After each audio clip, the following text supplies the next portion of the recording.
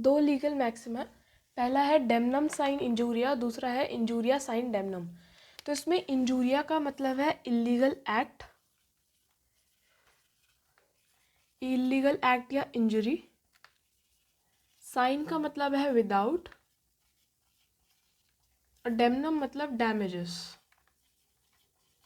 अगर हम first maxim की बात करें तो damages without injury, without illegal act, यानी डैमेज तो हुआ है पर कोई इलीगल एक्ट नहीं हुआ। जैसे कि एग्जांपल देखें, अगर रोड पे जा रहे हैं और एक्सीडेंट हो जाता है तो उसमें कोई इलीगल एक्ट तो नहीं हुआ पर आपको डैमेज तो हुआ ही है, इसलिए उसको हम कहेंगे डैमेजेस विदाउट इलीगल एक्ट, यानी डेमनम साइन इंजूरिया। सेकंड हमारा लीगल मैक्सिम है इंजूरिया साइन डेमनम, यानी इलीगल एक्ट हुआ है पर कोई डैमेज नहीं हुआ है। ओके, तो यानी अगर आपके घर में कोई आके खड़ा हो गया है, कोई चोर आके खड़ा हो गया है, उसने अभी तक कोई डैमेज नहीं किया बट डैमेज कर सकता है, यानी कि एक इलीगल एक्ट हो सकता है क्योंकि वो आपके बिना कंसेंट के आपके घर में खड़ा है, तो वो इलीगल एक्ट हो गया। तो इलीगल एक्ट पर कोई डैमेज नहीं हुआ, इसलिए injuria sine damnum. Ignorantia facti execuset and ignorantia juris non execuset. Ignorantia ignorance, facti fact and execuset means excuse. तो इसका क्या मतलब है? Ignorance of fact can be excused. For example, the accused while guarding his field shoot an arrow on the moving object and he thought it may be a wild animal, but it results in the death of the person. Then he can get the immunity under the mistake of the fact. So ignorance of fact can be excused. उसको नहीं पता था कि उसके पीछे कोई इंसान है, therefore he can get the immunity under ignorance of fact. Now second is ignorantia juris non execuset. In this, ignorance of law cannot be excused. For example, अगर foreigner आता है इंडिया में, he thought that killing an elephant is lawful in India. Here he cannot get the immunity under the mistake of fact because it is a law कि killing the animals in India is a crime. So he cannot get the immunity under the law mistake of fact, under mistake of fact. उबी जस AB Remedium.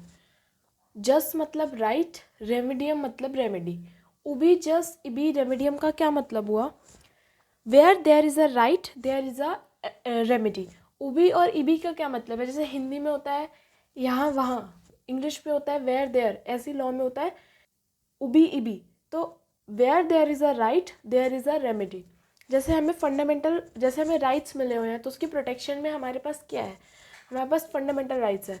तो जब भी हमें कोई right मिलता है तो उसकी हमें साथ में रेमेडी भी मिलती है। तो इसलिए ubi jus ibi remedium means where there is a right there is a remedy. Actus reus and mens rea, ये दो टर्म्स हैं। इसके बाद हम इससे रिलेटेड एक लीगल मैक्सिम पढ़ेंगे। तो एक्टस रियस, एक्टस मतलब एक्ट, रियस मतलब गिल्टी, तो this is guilty act. Mens मतलब mind and rea means guilty.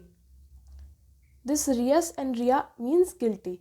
तो मेंस रिया मतलब गिल्टी माइंड और actus rea means guilty act. Actus non facit reum, nisi mens sit rea. Actus means act, facit means fact, reum means guilty, mens means mind, rea means guilty. तो एक तो आ गया यहाँ पे guilty act और guilty mind। तो इसका क्या मतलब है? इसका ये मतलब है कि the act itself does not make a man guilty unless his intentions were so। यानी अगर एग्ज़ाम्पल लें इसका, तो जैसे कोई शिकारी है, वो शिकार करने गया, उसको लगा कि बुशेस के पीछे कोई एनिमल है, वहाँ पे उसने शूट कर दिया, पर असलियत में वहाँ कोई इंसान मर गया। तो उसने गिल्टी एक्ट तो किया पर उसका गिल्टी माइंड नहीं था, उसके इंटेंशंस उस इंसान को किल करना नहीं थे। इसलिए हम इसको कह सकते हैं कि the act itself does not make a man guilty unless his intentions were so. Actionable per se. Actionable मतलब punishable. Per se means by itself, यानी कि the actions that do not require any proof of damage. जैसे आप voting करने जा रहे हैं और किसी ने आपको वोटिंग करने से रोका, तो that will be punishable. Even then also अगर आपका लीडर जीत जाता है तब भी the person will be punishable for his deeds.